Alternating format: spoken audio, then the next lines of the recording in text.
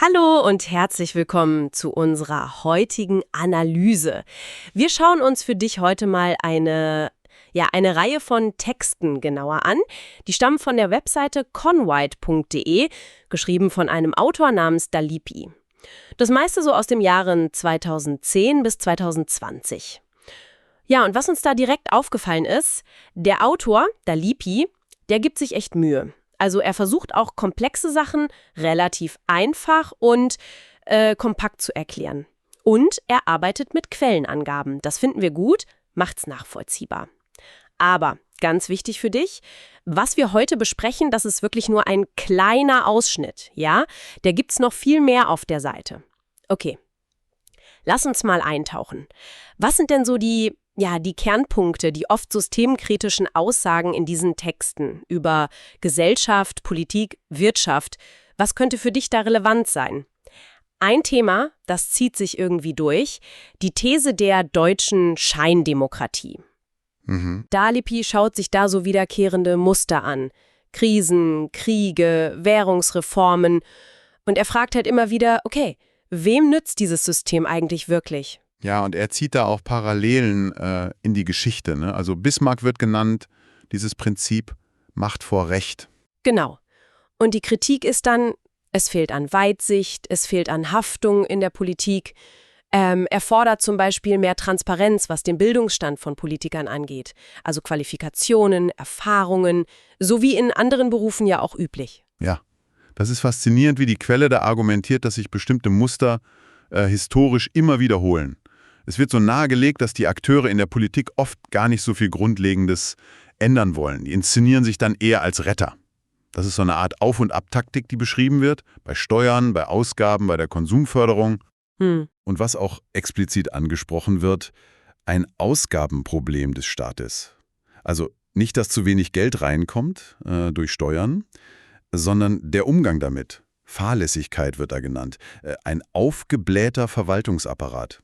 Das sei das Kernproblem. Okay, also nicht nur Politik, sondern auch die Wirtschaft wird ja ziemlich kritisch beleuchtet. Vor allem das Thema Krisen. Die Quelle sagt im Grunde, Wirtschaftskrisen hören nie wirklich auf. Ja. Als Beispiele, da wird die Subprime-Krise genannt, 2006, 2007, die ja dann zur Banken- und Wirtschaftskrise wurde. Aber auch, interessant, der Crash am US-Repo-Markt. Das war ja vor Corona schon. Genau, das war vor Corona. Das ist dieser wichtige Markt, wo sich Banken ganz kurzfristig Geld leihen. Und kritisiert wird dann eben diese künstliche Geldschöpfung für die Staatsfinanzierung.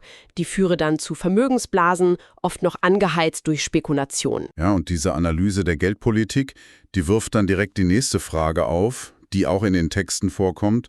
Wie messen wir denn eigentlich Wohlstand? Ein Kernargument der Quelle ist ja, dieses Bruttoinlandsprodukt, das BIP, das verschleiert eigentlich die Realität von ganz vielen Menschen. Aha.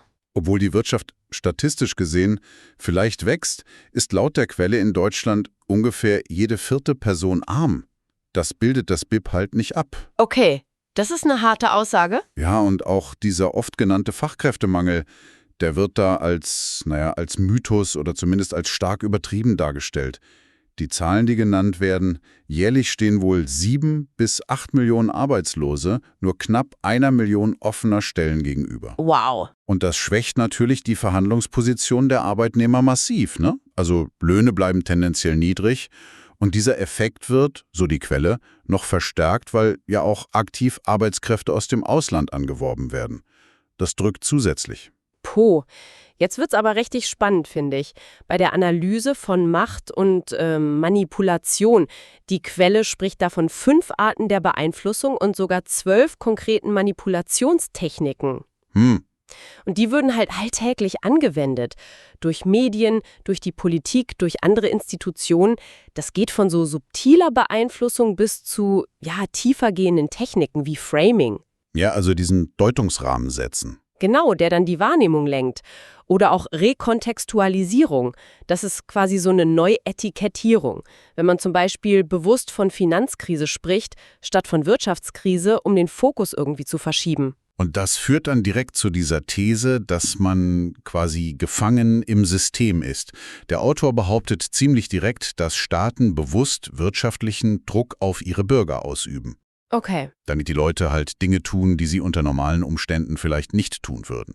Sogar das Bildungssystem, heißt es da, sei auf den verwertbaren Menschen ausgerichtet. Verwertbar im Sinn von nützlich für die Wirtschaft, meinst du? Ja, genau, für das Wirtschaftssystem. Und es entsteht so der Eindruck, laut Quelle, dass auch gezielt Konflikte geschürt werden, einfach um politische Macht zu erhalten. Wichtig ist dem Autor dabei auch die Unterscheidung. Einerseits die Gesellschaftsordnung, da geht es um den Menschen, andererseits das Wirtschaftssystem, das ist material ausgerichtet. Und hier setzt dann auch die Kritik an diesem rein ökonomischen Prinzip an. Also Maximalprinzip, Minimalprinzip. Das wird als kurzsichtig kritisiert. Kurzfristig und oft nur auf der Unternehmerseite anwendbar, oder? Genau. Und es vernachlässigt halt ökologische und humane Aspekte. Das ist der Vorwurf.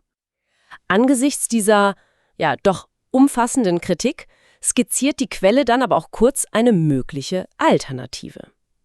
Das Venus-Projekt von Jack Fresco. Ah ja. Da wurde ja in Florida geforscht, auf so einem Forschungszentrum von etwa 1971 bis 1994. Und die Idee dahinter ist ja eine ressourcenbasierte Wirtschaft. Also komplett ohne Geld, ohne Wettbewerb. Stattdessen arbeiten die Menschen gemeinsam am Fortschritt, um eben die Bedürfnisse von allen zu decken. Ja, das wird aber eher als Denkanstoß präsentiert, ne?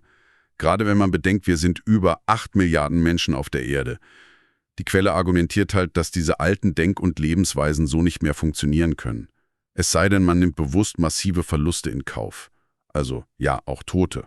Krass. Es ist schon ein radikaler Gegenentwurf, der diese ganzen kritisierten Prinzipien Wettbewerb, Mangel komplett in Frage stellt. Der Autor äußert ja auch diesen Eindruck, dass Probleme, gerade im Westen, teilweise bewusst herbeigeführt werden. Und die Leute? Naja, die Leute, das Volk, erkennt die eigentlichen Probleme nicht und reibt sich dann in so Nebenkriegsschauplätzen auf. Im täglichen Miteinander. Puh, okay, das ist echt eine Menge kritischer Stoff. Was nehmen wir also mit für dich? Also diese Texte von Dalipi auf convite.de, die zeichnen schon ein sehr systemkritisches Bild. Politik, Wirtschaft, Medien, da wird vieles in Frage gestellt. Sie fordern etablierte Narrative heraus und sollen dich ganz klar dazu anregen, selbst nachzudenken. Genau, und die Frage, die da irgendwie mitschwingt, die aber nicht explizit beantwortet wird und die wir dir vielleicht zum Weiterdenken mitgeben möchten, baut auf diesen Analysen auf, geht aber noch einen Schritt tiefer. Ist der Mensch, sind wir als Menschen, überhaupt in der Lage, über unsere, ja, vielleicht grundlegenden, biochemisch verankerten Antriebe hinauszuwachsen? Können wir solche tiefgreifenden systemischen Muster wirklich durchbrechen?